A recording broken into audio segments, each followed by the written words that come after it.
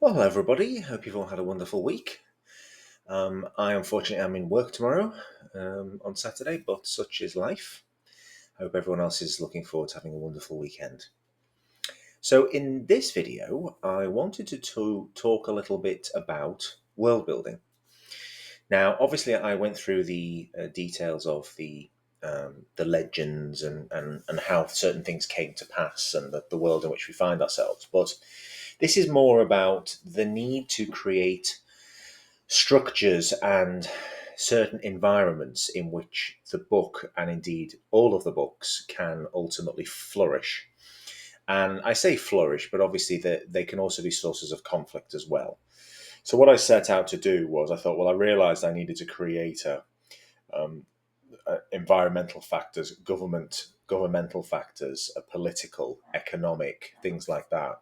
Put a structure in place. So I thought a little bit about where ultimately the book is set, and it's in a place called the Western Peninsula. And there's no specific reason behind that geography, particularly. I live on a peninsula, but that's kind of about it, where it ends. So it was very much about, well, what is the history of that region? And of course, conflict is a big thing. So once I'd settled on some of the provinces that I wanted to create, I knew that my character was going to be traveling through the different parts of that peninsula. So I wanted to sort of create lots of different pockets of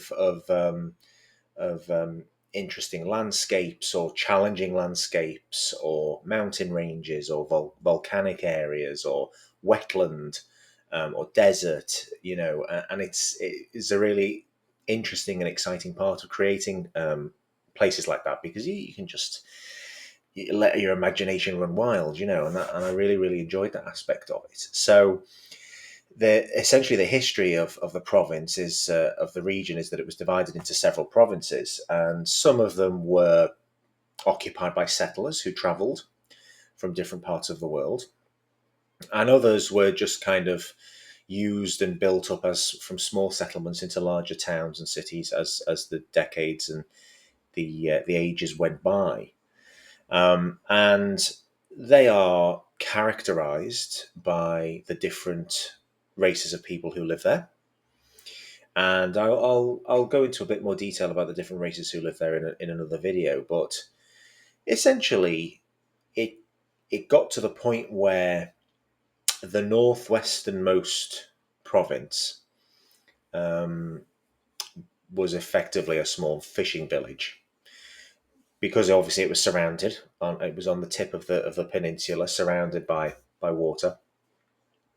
It was heavily reliant on trade from overseas, and in time, it built up a reputation, it fostered trade routes, it grew its wealth, as a lot of these places do, and became a very important port. Now, unfortunately, it got to the point where neighbouring provinces became very concerned with its growth and sphere of influence. They acted out of self preservation, they acted out of a selfish desire, I would suggest, to make sure that they um, maintain dominance over the region. And this small town called Traken, Traken, depending on where you are from in the world, um, it posed a real threat. It posed a threat politically. It posed a threat, in a sense, almost militarily. And the neighbouring provinces of Whitemere and Estamere banded together and effectively invaded the city, invaded Traken with the express intent of deposing its leaders and taking control. Traken surprised everybody by resisting the invasion, and they actually resisted for 26 days as the others laid siege to the city. A very, very famous battle indeed in the history of the region. And it was only when some of the other races from the region came to the rescue of Traken that the city was kind of born again. It was renewed and reinvigorated and victorious ultimately, and became the capital of the region that everyone knows today. The province was Silver Oak, so named for the silver oak trees that blanketed the region, and is partly what helped Traken ascend in such a fast and efficient manner into the sprawling city that it is today.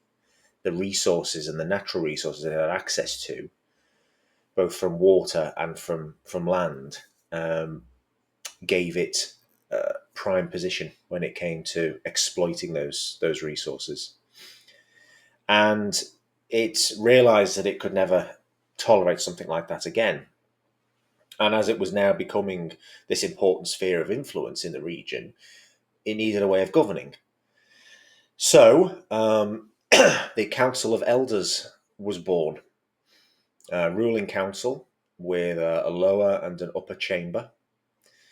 And the council consists of 26 members to honour the number of days that the city survived the siege and withstood the siege.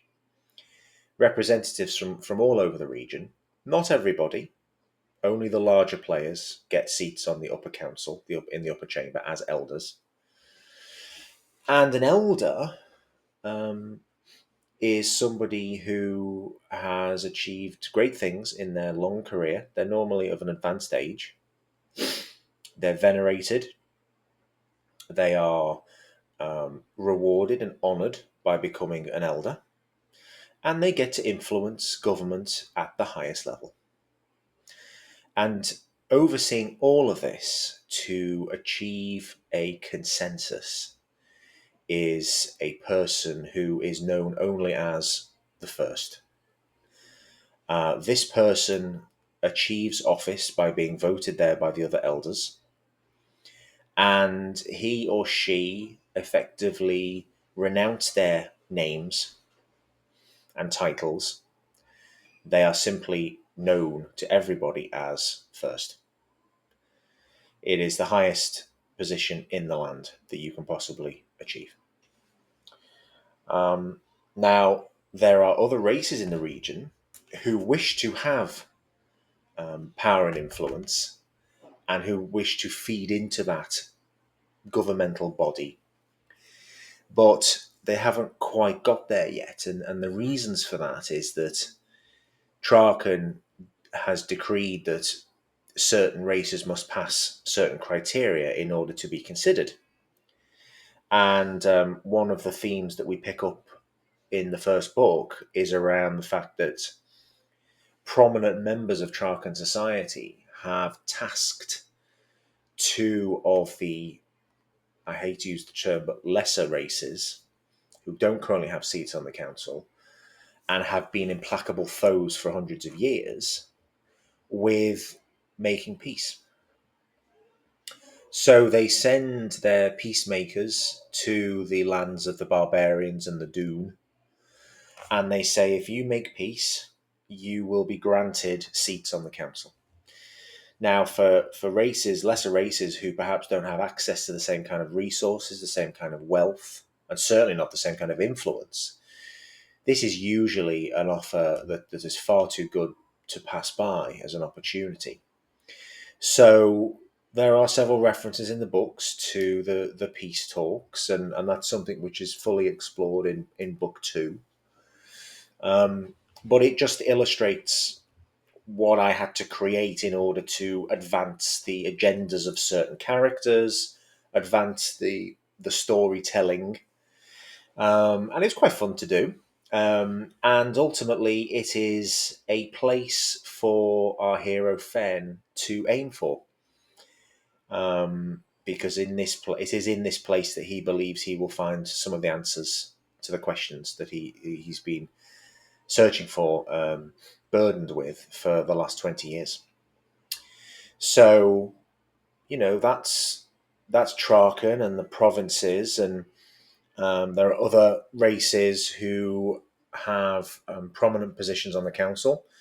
The Fracks are one of them, and they are creatures who live underneath a volcano, basically. They You can think of the Fracks as a kind of medieval steampunk, basically that kind of that kind of species. They've harnessed the power of geothermal energy and are, considerably ahead in their advancements compared to the other races in the region.